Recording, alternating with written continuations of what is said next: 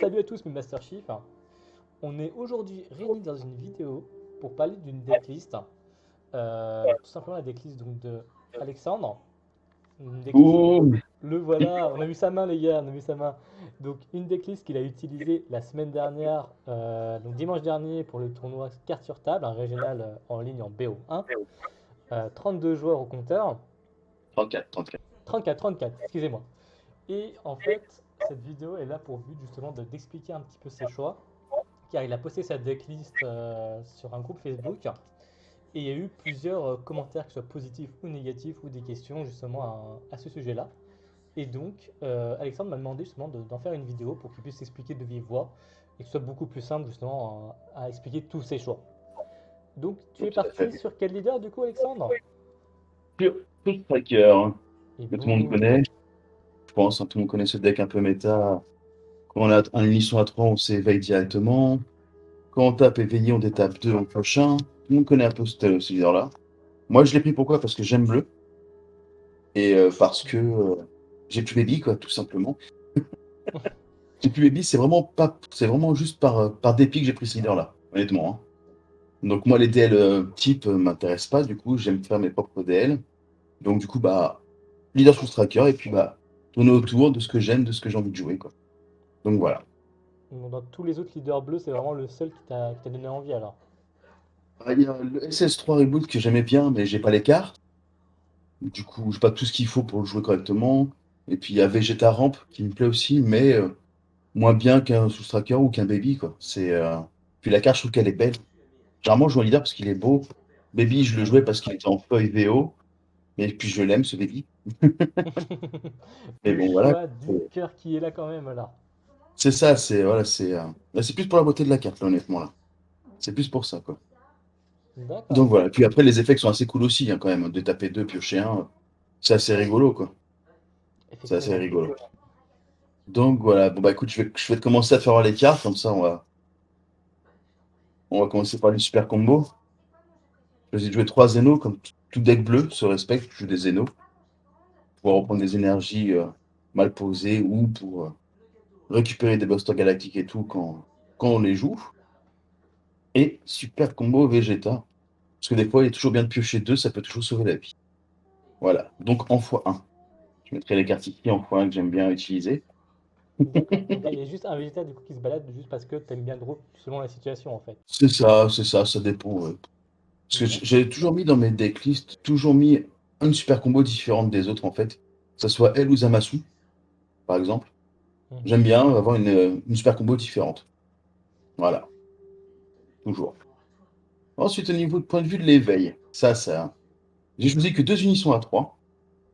D'accord. Donc Baby. Baby Mhm. le parasite inconnu, que tout le monde connaît, avec son plus 2, on pioche, moins 5. On peut contrer avec des cartes de contre en défaussant 2.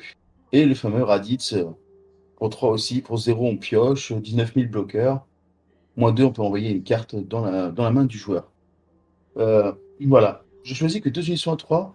On va me dire, oui, auto-éveil et tout, on oublie l'auto-éveil de sous-striker et tout pour 3.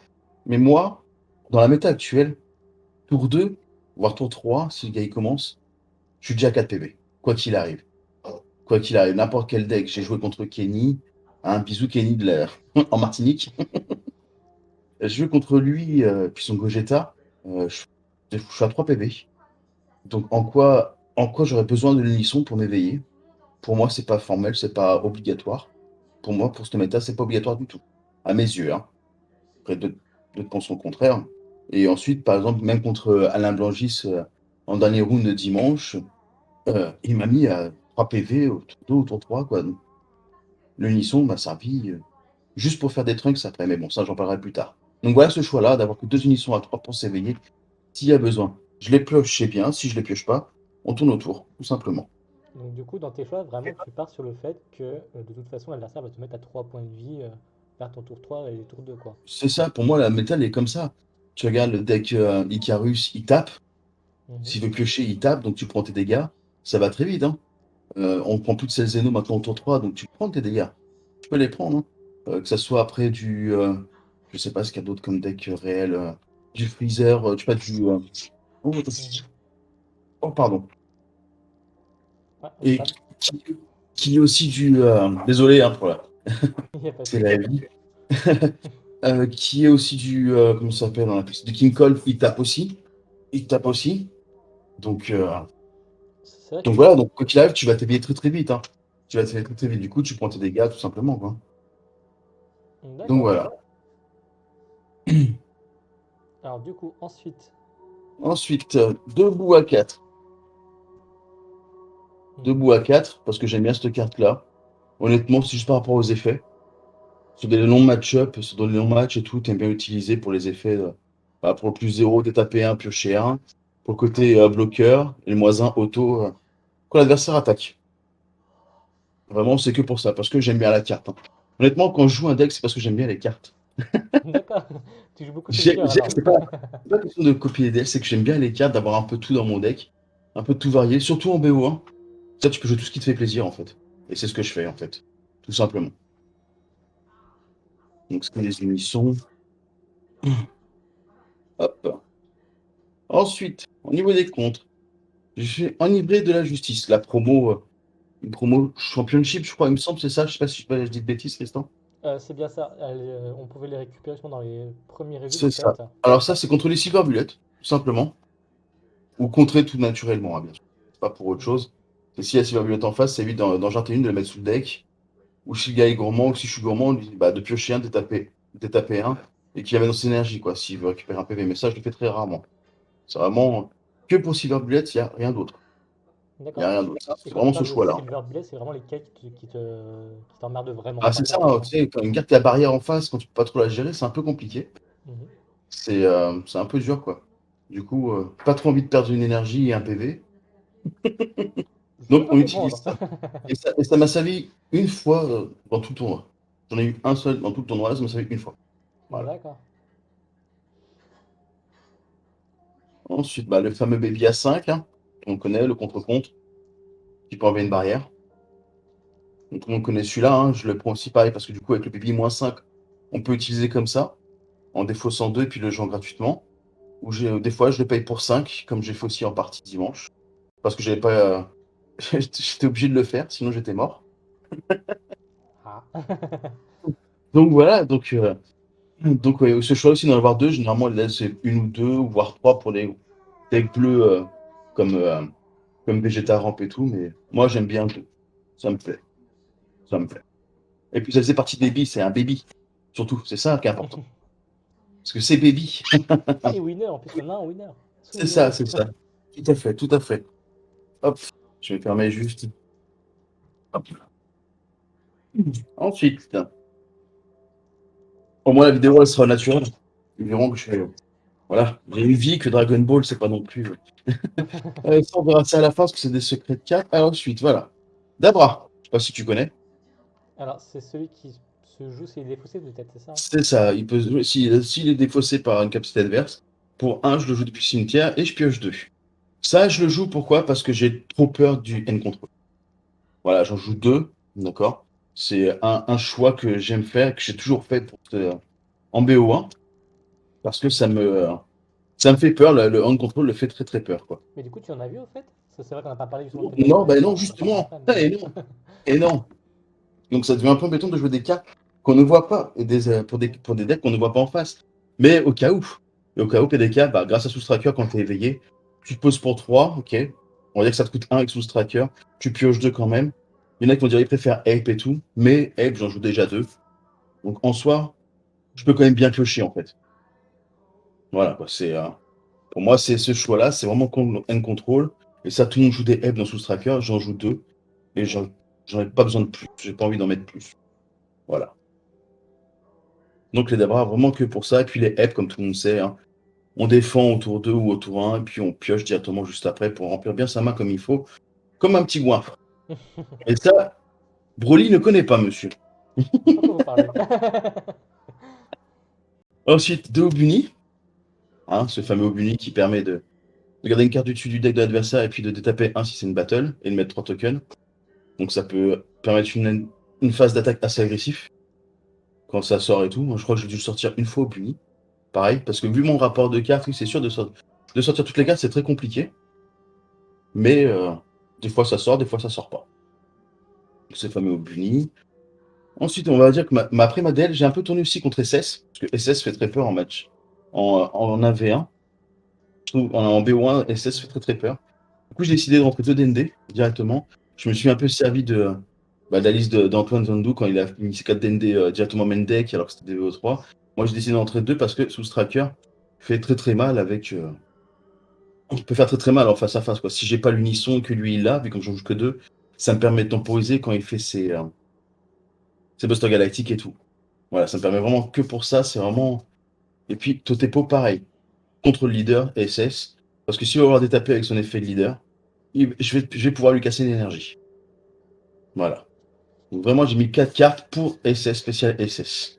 D'accord, juste pour ça. Bah oui, oui. Et puis ça pioche. Au PDK, tu combos avec si t'en as pas besoin, tu vois, contre Center Deck.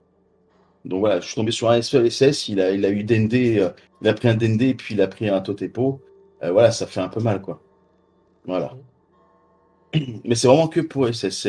Mes choix, ils sont un peu spéciaux parce que Euh, je me dis, SS, les gens, ils aiment bien des fois, tu sais, copier les grands decks des grands joueurs de France et tout.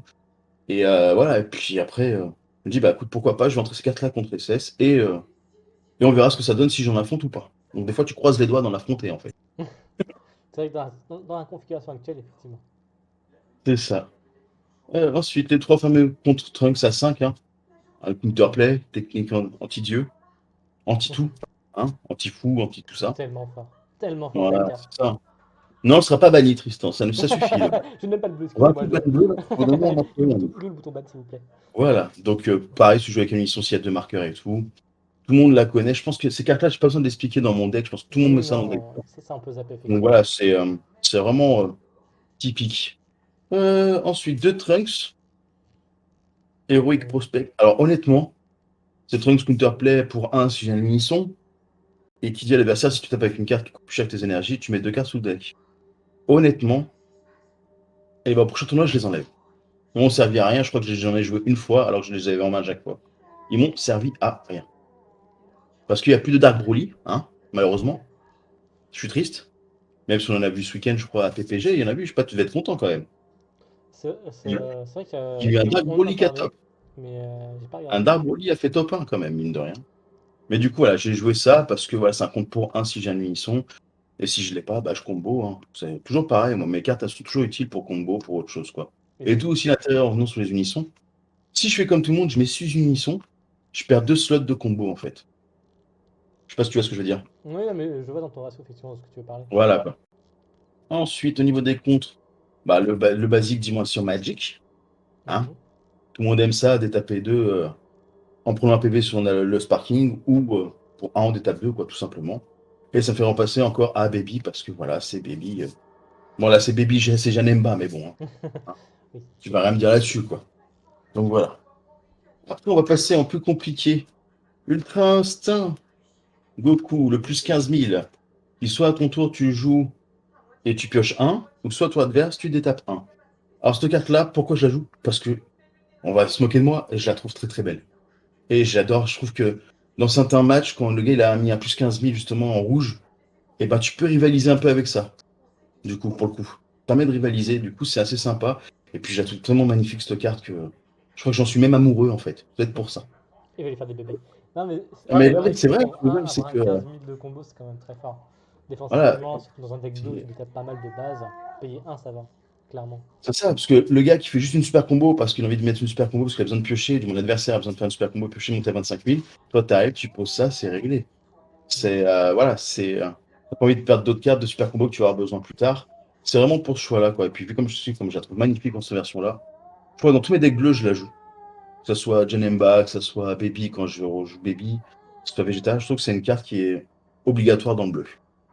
Mais vu quand j'en ai pas d'autres, j'en mets que 2. D'accord. C'est bon, on mettrait plus. Bon, ensuite, on va passer au Senzu traditionnel, hein. Mhm. Donc 3 Senzu. Pourquoi pas 4? Parce que sinon ça faisait 57 cartes, je crois, dans mon deck. Ah, vous Ça avez faisait un peu pu faire des beaucoup. choix, hein. C'est ça, c'est ça. Mais après, voilà. J'aime bien Magic, en fait. C'est pour ça que j'essaie de monter à 60. Je sais pas si tu vois. Ah. J'adore Magic, ce jeu-là. Donc, du coup, j'essaie de remonter à 60, mais on l'a compliqué. 55, c'est pas mal, ouais, parce que je joue à 55 cartes. Mais du coup, 3 Senzu, généralement, bah, t'arrives à les choper, parce que 3 Senzu, voilà, ça. Et ils m'ont pas tellement servi que ça. parce que j'expliquerai sur mes games tout à l'heure. Je crois que je n'ai même pas eu besoin réellement en fait. Donc elles m'ont pas servi, mais je les garde quand même dans mon deck.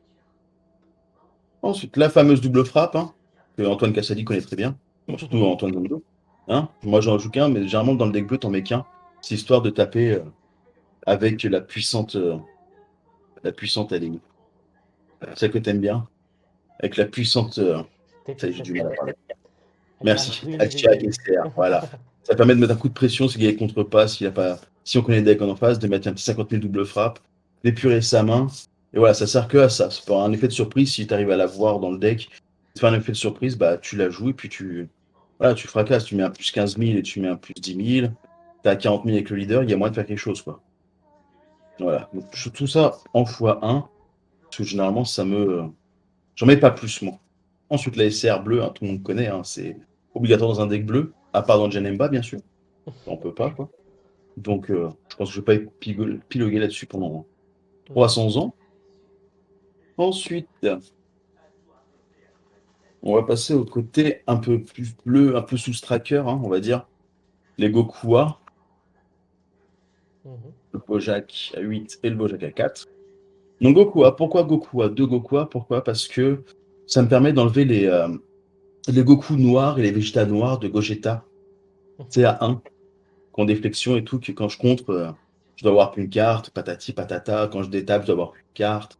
C'est contre ça, honnêtement. Donc voilà, c'est vraiment que contre ça. D'accord, donc c'est une carte Bojack de à mise en 4. jeu alors, si je comprends bien. Bah, c'est contre, tu sais, non, quand, en fait, je le joue avec Buster Galactic. Je vais les mettre là, comme ça va être plus simple. En fait, imaginons que tu l'as en main, parce qu'il faut l'avoir en main. Hein. Tu es contre un Gogeta noir. Tour 1, tu le poses en énergie. Et il va être capable de poser un petit Goku, un petit Vegeta à 1. Là, tu sais, celui Ouais, qui a des flexions. Tu piques un PV, tout sera. Et bah, c'est contre ceux-là. C'est à défaut de ce contre-là, enivrer la justice, c'est pour les cyberbullettes con barrière. D'accord.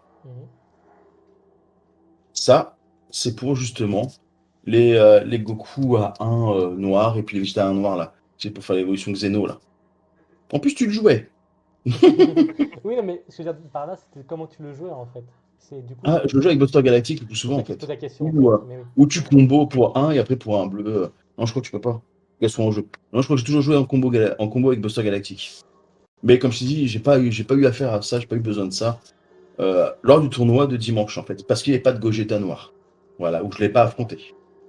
Donc voilà. Bojack à 4, bon, ça c'est toujours utile, hein. Ça enlève tout. Ça enlève tout, même des CRK en jeu, quand le gars il fait ça pendant son tour, il oublie que t'as Bojack en énergie. Voilà, ça sert vraiment qu'à ça, enlever une petite carte et puis taper, mettre un coup de pression à ton tour en 20 000 répliques pour taper des unissons, par exemple. Voilà, ça, pareil, 2 aussi, parce que du coup, ça fait 4 cartes à plus 1000, parce que pour Buster Galactic, il faut des cartes avec un plus 1 devant, donc soit plus 1 à 500 ou plus 1 10 000. Faut vraiment avoir cet effet-là, quoi. Donc 3 Buster Galactic, que tout le monde connaît l'effet. Son effet qui dit oui, prenez une carte, il y a une puissance de combo de 1 plus quelque chose. Piochez une carte et combo avec lui, avec la carte de plus d'énergie, puis mettez le Buster Galactic en énergie. Donc tu vois, ça permet vraiment de jouer les Bojack et tout. Mais ça, pareil, tout le monde connaît hein, sur les DL, que ce soit. Oui, Tout le monde a maintenant vu dans le toutes les bleu, DL. c'est obligatoire. Voilà, Clairement. dans le bleu, c'est primordial, je crois. C'est joué quasiment dans tous les decks. Et puis pareil, voilà, je mets un seul Bojack à 8. Là, on va me dire pourquoi un Bojack à 8. Honnêtement, c'est une carte que j'adore. Je trouve qu'elle peut faire mal sur certains matchs. Quand le gars il pose une grosse carte, par exemple un Gogeta à 8, celui que t'aimes bien, là, le noir, là, tu l'envoies valser, quoi. Il part sur son deck, il l'a plus. Voilà, que des trucs comme ça qui font que bah, j'aime ces cartes-là, j'aime jouer du x1 sur des cartes que j'aime. Je l'ai 2 fois, c'est là, je crois que j'en ai une autre dans mon classeur, et même pas sûr, je crois que j'en ai même plus qu'un seul. Mais j'aime bien avoir un plus 10 dans mes énergies. Si j'arrive à la choper, j'aime bien l'avoir. Et faire un petit Buster Galactique dessus. Et le jouer pour 4. Et s'il reste encore un tour, s'il n'est pas mort autour de l'adversaire quand je le joue, et ben taper à 30 000 double frappe réplique, je pense que le gars il est pas content en face. Ça fait pas du Toi, bien, t'en penses. effectivement. Ça, c'est clair. Voilà, je pense qu'il est pas content. D'où ce choix bah, de jouer x1 parce que j'ai pas besoin. Ensuite, 2 secrets de cartes que j'ai rajouté parce qu'en fait, tu vois, ma DL, je l'ai faite samedi soir, il était 19h15 exactement. Puis j'ai regardé des vidéos parce que j'arrive pas à me décider. Je fais est-ce que je joue Baby, est-ce que je joue Striker, est-ce que je joue Baby, est-ce que je joue Striker. Du coup, bah, je suis parti sur Striker et du coup, j'ai trouvé ça. Voilà. Les Tyrian Shenron. Donc, je sais pas si tu connais ceux-là, c'est explosion d'énergie négative. Ceux-là, ils ont 15 000 critiques bloqueurs. Mais ils ont un effet aussi pour jouer dans Shin Shenron le noir, le leader noir qui meule. Mhm. Donc, qui permet à la base de révéler si le leader est un Shenron, un Shadow Shenron, de révéler la carte et si c'est un Shadow Shenron, tu la pioches. Mais moi, je l'ai pris pour le deuxième effet. Pareil, c'est une idée que j'ai piqué aux US, je vais dire honnêtement, hein, je vais être honnête. Hein. Mhm. J'ai bien aimé cette idée-là, parce qu'en sous tracker, il coûte 3, on va dire qu'il coûte 1. On va dire ça comme ça, tu tapes avec leader, il coûte que 1, hein, on va dire ça Ouais, comme donc tu ça. relèves deux, Sauf que effectivement. l'auto de cette carte dit, quand vous attaquez l'adversaire, vous lui warpez une carte. C'est juste magnifique. Tu tapes avec une 15K critique qui permet de warper une carte adverse. Bon, ça n'ira pas barrière, certes, mais ça enlève par exemple contre le noir, ça enlève des Gogeta double frappe. Contre le bleu, ça enlève des Bojack. Ça enlève pas mal de petites cartes comme ça, en fait, où t'es tranquille, en fait. Et c'est une 15 000 critique. Voilà. Un choix un peu étrange, c'est que Bruno m'a dit, bah, il était surpris de voir ça dans mon deck. Mais voilà, pour moi, c'est un petit bonus en plus et C'est vrai je trouve que ça assez cool. elle a sa force, mais en même temps, elle a sa faiblesse, parce que mine de rien, effectivement, sa force, comme tu dis, c'est un peu comme le Gogeta Xeno qui permet de voir une carte adverse, ça c'est cool. C'est une casse Mm. critère, donc ça fout quand même une belle pression. C'est vrai que moi, le seul côté critique que j'ai, c'est que c'est quand même malheureusement un simple drop 3 et qui se prend pas mal de counterplay. Donc c'est vachement fragile et c'est un peu couillu de la jouer. Après, en B1, effectivement, la surprise est souvent de mise. Et soit ça peut rester une Ça, des ah bonnes oui. cartes en B1, mais. Après, en soi, à part le rouge qui a un counterplay Yamcha, après alors, le bleu qui a un Hmm. counterplay, il y a pas tout le monde qui va jouer des counterplays, il faut dire ce qu'il y a. Hein. Tu vois que c'est même le noir, son counterplay, il va le jouer que quand il a 4 PV ou moins. Tu vois ce que je veux dire? Donc en Oui, soi, c'est soit tu effectivement. la poses, puis au pire des cas, t'as engagé 3, t'as engagé tes 3, au pire des cas, tu as plus leader, tu détapes 2, t'as perdu une carte, ok, il a contré, bah voilà. Hein. Comme ça, de toute façon, c'est partout pareil, toutes les cartes qu'on joue, elles peuvent être contrées. Mais, euh, mais c'est passé une ou deux fois, je crois que j'ai joué une ou deux fois, c'était assez cool. De voir la tête de l'adversaire, dire, bah, tiens, je joue ça, ah bah je te warp ton Gogeta, ah je te warp ton Bojack. Ah, tu contres avec Trunks? Bah je te warp ton Trunks du coup. C'était assez cool. Ouais, voilà, c'était un peu mes cartes surprises. Alors on va passer un peu au x1, mon petit. Hmm. Voilà, un petit contre. Le champion à la rescousse. Alors je sais pas si tu connais. Alors, pas du tout, mais tu vas m'expliquer ça. C'est ça. Alors le contre donc, annule l'attaque, hein, bien sûr. Mhm. Et l'adversaire peut décider, soit il engage une carte, n'importe laquelle. Dans quel cas, elle va au cimetière. Par contre, s'il n'engage rien, elle revient de ma main et je peux pas l'utiliser à ce tour-ci. Je peux pas la réutiliser en fait, tu vois ce que je veux dire? D'accord. Et du coup, c'est une carte pareille que j'ai vue dans un deck SS3 Reboot chez les US. Je fais, mais c'est trop fort. Sauf que j'avais déjà quasiment fini ma deck, j'étais déjà à 51 cartes, tu vois. Donc 51 cartes, tu rajoutes ça, t'es déjà à 53, t'es là, putain. Puis j'avais la flemme de changer la DL, j'avais la flemme parce qu'il fallait que je rentre ma DL et j'allais au resto, au karaoké, tu vois. Ah, donc effectivement, là, il fallait faire un choix. Voilà, donc du coup, il fallait que je fasse vite. Du coup, bah, j'ai rentré dans le deck. Je fais, j'adore l'idée. J'adore. Mhm. C'est assez cool parce que ça permet de bloquer un peu l'adversaire sur les énergies. Mhm. S'il décide d'entraîner une énergie, s'il a rien d'autre à dégager. Et sinon, bah, tu la récupères, c'est-à-dire qu'à chaque tour, tu as un contre en fait. Il coûte 1, mais bon, tu as un contre à chaque fois. Voilà. Voilà le choix. D'accord. Et je le rejouerai parce qu'il est assez cool. Ensuite, le C17, que tout le monde connaît, hein, on va pas faire Oui, le ça, il n'y topo a pas sur le besoin bleu. de. Tout le monde joue le C17 au niveau de renversement de la donne, je crois, c'est ça, qui enlève toute la main, on mélange tout, tout sera là. Mhm. Donc à 34 critiques et tout. Et à côté de ça, elle joue son copain, anti-C17, le Jiren. Toujours par peur de jouer contre un deck bleu et qu'il me sorte un C17. Mais seulement Voilà. x1 du Toujours coup, pas. alors. Comment? Mais seulement x1 du coup, le Enfin Jiren. aussi, ouais. Alors, soit je le sors, soit je le sors pas. Mais généralement, avec ce tracker, s'il est pas dans les PV, au bout d'un moment, tu vas finir par le piocher.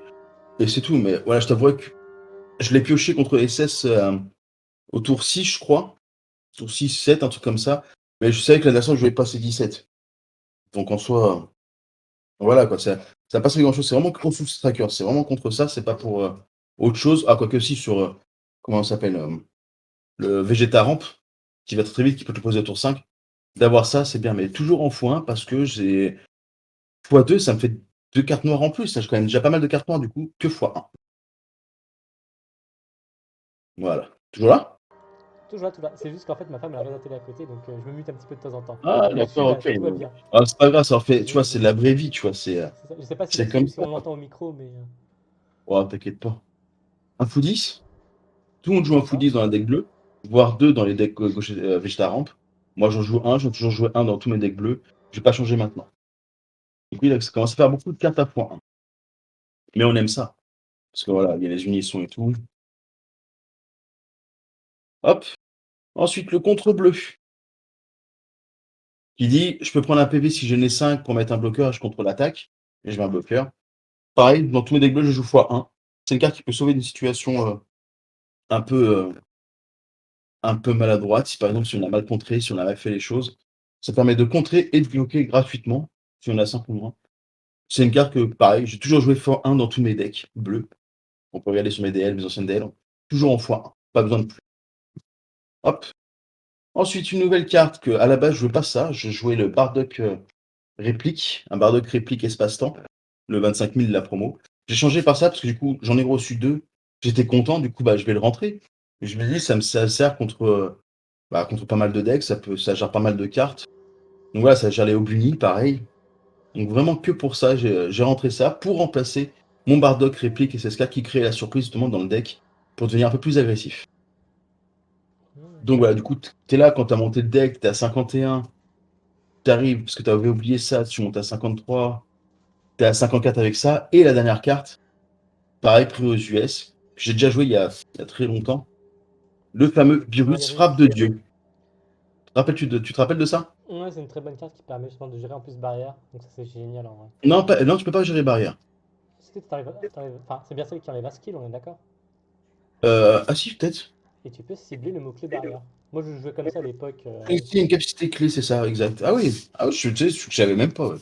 Bon bah, Tu vois, là, tu c'est m'as maintenant. posé, je mets ça la barrière, tu vois. Mais moi, c'est surtout, tu vois, l'effet de surprise quand t'es à 2 PV. Et si tu l'as en main, par chance, tu l'as en main, bah faut l'avoir hein, sur 55 cartes. Hein, je vais pas le renier, hein, je vais pas le nier. Hein. Mais si tu l'as et que le gars, il pète toute sa main, il crache ses 100 000 de double frappe, il a plus rien après, lui placer ça, crois-moi que le gars, il fait une tête de l'an 50, je pense. Je sais pas comment on dit ça, mais il fait une tête pas habituelle, tu vois. Il est pas très bien. Mais malheureusement, cette carte m'a servi à rien ce week-end. Ou peut-être une fois, je crois, si. M'a servi une fois contre James en rouge. Mais à la base, je pouvais contrer, c'était juste parce que j'avais envie de lui faire voir la carte. Ah, Voilà. juste lui montrer que ça existe. Juste ça, tu vois. Il a craché un peu sa main, il était plus qu'à 2 cartes, tu vois. J'ai fait juste ça, en fait. Alors que je pouvais combo, était monté à 60 000. J'avais largement ce qu'il faut, j'avais 2 Zénons en main, j'avais Buster Galactic. Je pouvais monter un. Mais je voulais juste la jouer parce que je me suis dit, bah, je vais pas la jouer sinon. Quoi. Vu comme il y avait plus rien et tout, bah, hop, je l'ai joué.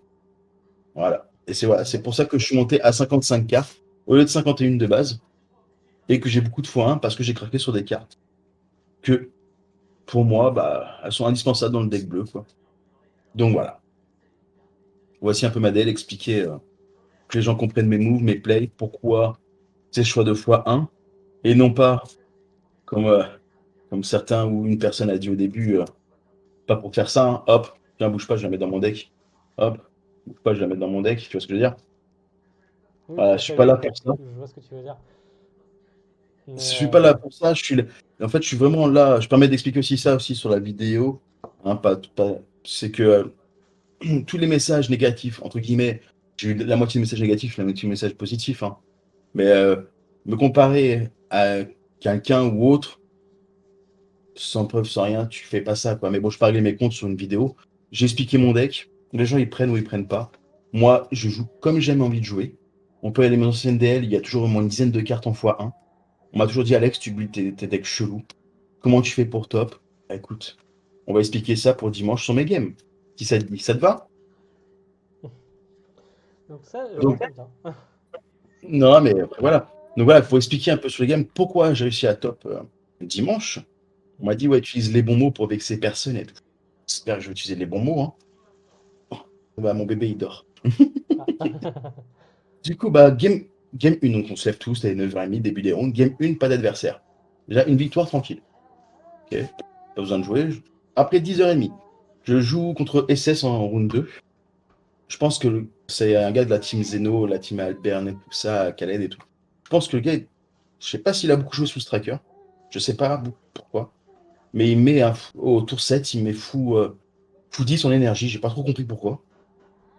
Honnêtement, voilà, quoi. Après, je l'ai fait mal au niveau de Totepo, qui l'empêchait de taper et tout. Il a quand même fait les effets de leader des fois pour s'enlever une énergie. Du coup, il a perdu grave du temps.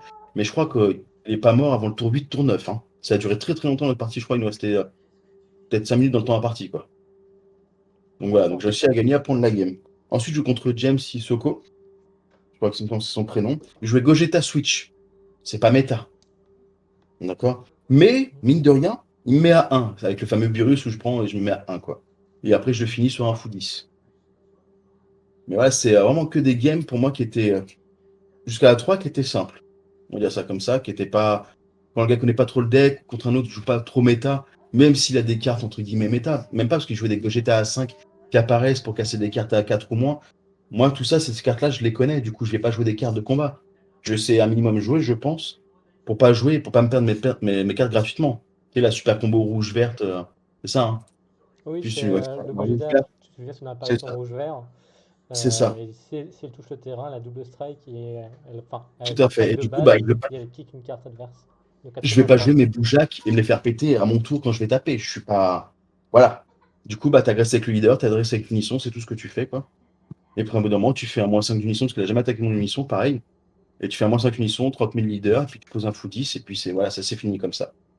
Game 4. Alors là, mais je me suis fait rouler dessus, c'est passé en live, contre Icarus. Mais ça, je le savais dès le départ, hein. En plus, je fais un gros misplay à mon tour 4. Je me mets quasiment full tap. Je sais qu'il joue Goku anti-bleu, on va dire ça comme ça, c'est le Goku jaune à 3. Mhm. Il m'a écrasé, quoi. Il m'a écrasé. J'ai essayé tant bien que mal résister. Mais quand tu peux plus contrer et que j'avais quasiment que des contres en main, j'ai très très mal séquencé. J'aurais dû faire autrement, j'aurais pu. Mais bon, c'était Icarus, quoi. C'est vraiment très très dur à jouer contre Icarus avec le deck que j'ai. Avec le ratio de cartes que j'ai, c'est très très compliqué. Donc voilà. Et round 5 contre Alain Blangis. Voilà. Pour expliquer un peu, Alain jouait son kit Goku. Et kit Goku ne peut pas passer sous tracker, même si sous tracker, j'ai tout en x1 en fait. C'est pas possible. C'est pas possible parce que je vais lui envoyer ses cartes, les unissons avec le counterplay, on va envoyer son gros Gogeta à 8. Donc voilà, donc je finis en 4-1. Comme on regarde le tableau, on est, il me semble que sur les 8, au top 8, on est 6 à avoir 12 points. Le deuxième à 12 points, le troisième à 12 points, jusqu'au septième, pour dire, hein. C'est quand même énorme. Et honnêtement, je pensais pas passer. Mais je pense que c'est dû à le drop du premier tour, je pense. Sûrement. Je sais pas pourquoi. Mais du coup, je suis quand même passé en top 4, alors qu'il y en a 4 autres derrière moi qui ont 12 points aussi. Voilà. C'est, donc le tournoi, pour moi, les adversaires étaient là, étaient présents pour jouer, Mhm. mais c'était pas non plus le gros régio comme il y a d'habitude. Je sais pas si tu vois ce que je veux dire. Mhm. Bah, C'est après, à peu il est pas. vrai que, pour appuyer un petit peu tes dires, ces derniers temps, par rapport au tout premier réseau, par exemple, qui est au tout début, même l'année dernière, où il y avait plus de 150 joueurs, c'est vrai qu'on voit qu'il y a un peu de moins en moins de joueurs en ce moment sur les régios parce que beaucoup de monde ont déjà eu les lots, ou sont déjà qualifiés, C'est ou ça. peuvent Mais rentrer sur la méta, honnêtement, donc effectivement. mais pour moi, je pensais pas top, hein, quand j'ai joué ça, hein. Je fais avec ça parce que j'ai pas Baby, j'y suis allé à contre-cœur et tout. J'ai encore hésité longtemps pour Baby. Parce que Baby me manque vraiment. Quand on aime un leader, quand on aime quelque chose, jouer quelque chose qui te fait plaisir, on continue à jouer. Et pour l'instant, même avec Soustracker qui est monté comme ça, je n'ai pas de plaisir à jouer parce que c'est pas mon deck, c'est pas. Même si c'est moi qui l'ai créé comme ça avec des fois un, des fois 2, c'est pas mon deck, c'est pas le deck de cœur que tu peux jouer. Et honnêtement, je pensais pas top. Mais les adversaires, comme je disais, étaient là. Et pour utiliser les bons mots, attends, pour utiliser les bons mots, on va utiliser quoi comme bon mot? C'était quoi? Attends, parce qu'on m'a aidé, hein, Mhm. parce que faut pas que je dise de bêtises, tu vois. Et que on va dire que le niveau était faible par rapport à d'autres tournois. Je sais pas si tu vois ce que je veux dire. Ouais, Il y je avait vois des ce que bons tu veux dire. joueurs, parce qu'il y avait Jimmy quand même, et puis il y a les gars qu'on top aussi, hein. Donc ça reste quand même des bons joueurs. Si tu top, c'est que voilà. Mais il y a d'autres joueurs qui n'avaient pas un niveau plus faible que d'habitude dans ce région-là. Voilà, faut dire ce qui est. Et c'est pour ça que j'ai réussi à top, je pense aussi. C'est pas question de chance, c'est pas question de x1, c'est pas question de. Je pense qu'on peut demander à mes adversaires. À la base, je ne vais pas trop faire voir, mais à la base, mon setup, il est plus comme ça. Voilà. Genre, pour qu'on voit tous mes gestes, qu'on voit mon ventre. Donc ça se voit en live, hein. Mhm. Donc voilà, donc c'est vraiment. Je suis pas. J'ai top, oui, étrangement, j'ai top ici, mais j'ai pas besoin de ça, honnêtement, pour, euh, pour être bien, quoi, pour être bon. Moi, je joue à Dragon Ball, pourquoi? Pour me faire plaisir, parce que j'ai pas de boutique chez moi. Euh, Parce que sinon, c'est à 1h30 à Tours chez Brian. Alors, t'imagines chez Brian? Putain, c'est pas envie, hein. J'entends bien, je comprends cette notion de distance, effectivement. Donc voilà, donc du coup, j'ai que la cam. Et faire une erreur en cam, c'est déjà perdre beaucoup. Mhm. Et en plus de ça, c'est pas mes principes et du coup, j'ai que ça. Si je fais une seule connerie, j'ai plus rien. Je suis chez moi et puis je m'ennuie, quoi. Puis toutes mes cartes, elles servent plus à rien après. Donc voilà, donc vraiment, c'est vraiment comme tout ça. Quand les gens viennent te voir, je me permets quand même, parce que ça m'a vraiment beaucoup blessé, hein, pour être honnête, Tristan. Oui, pas de souci, T'envoies des tu peux messages, je me parler. parle plus, t'es un sale tricheur. Tu vois ce que je veux dire? Ça va loin quand même. Parce que je joue du x1, parce que j'ai des unitions à 3. Non, je joue ce deck-là parce que ça me fait plaisir. De m'insulter de tricheur sans preuve, sans rien, faut demander à mes adversaires. Mes mains jamais disparaissent de l'écran. Je coupe, je mélange. Si le gars veut me faire couper 100 fois, il me fait couper 100 fois. Et comme dit une certaine personne, on connaît très bien ma chatte légendaire. Regarde, en finale d'un régio, je finis top 1, j'ai plus de main. Sur une deuxième pioche, pioche la SCR. Bah, qu'est-ce que tu veux que je te dise? Mm. Est-ce que j'y suis pour quelque chose? Non, effectivement. Pourtant, dans la vidéo, on m'a bien mélangé, j'ai bien coupé, j'ai bien tout fait, hein. Donc voilà, donc en soi, non, je suis vraiment là pour jouer, pour prendre du plaisir. Et quand tu postes une DL pour faire un report, parce que tu dis, bah tout le monde fait, tu vas t'y prendre au jeu, tu vois, hop, je me prenais au jeu, tu vois, depuis la dernière fois que j'avais posté ma DL. Mhm. Et là, pour que autant de messages haineux pas, parce que d'autres personnes ont fait des trucs malveillants avant. Voilà, faut pas tout mettre dans le même bain. On est en clam, certes, mais honnêtement, les gars, j'ai pas besoin de ça. J'ai pas besoin de ça. Voilà.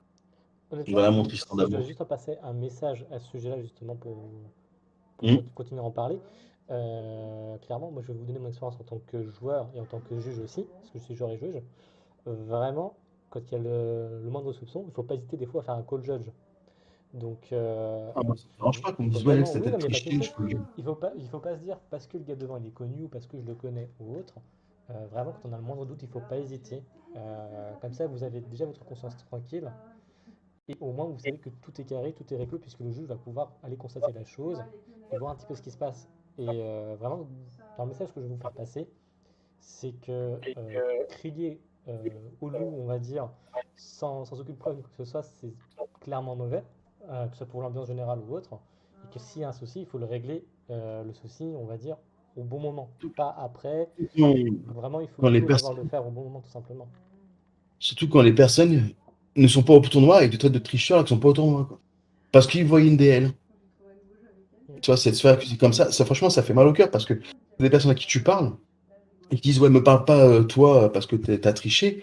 J'ai triché parce que j'ai deux unissons, parce que j'ai du x1.